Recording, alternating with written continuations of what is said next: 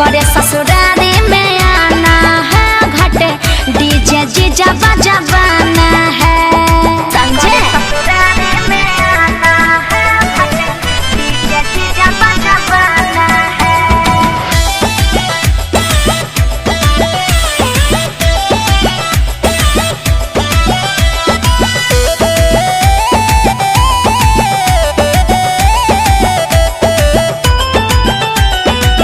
छोटरा रो साला आज होते फजीरे लेके कुदारी जाके घाटा छिली आइले गौवा के पुरु बोर नहर के तीरे।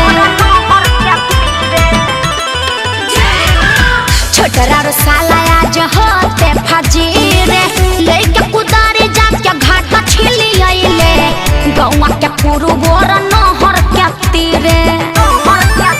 कान्हे मुख माथा दौरा उठाना है छठ करे ससुरारी में आना है घाटे डीजे जीजू बजाना है। छठ करे ससुरारी में आना है घाटे डीजे जीजू बजाना है।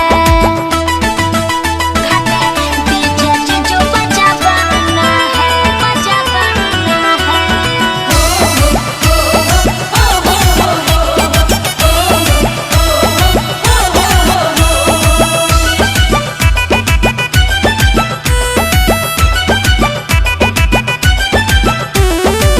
3 दिन अन्न जल छोड़या सब भूखी हाजीपुर पटना से फल ले ले आइब ए जीजू हरे राम हसमुखी।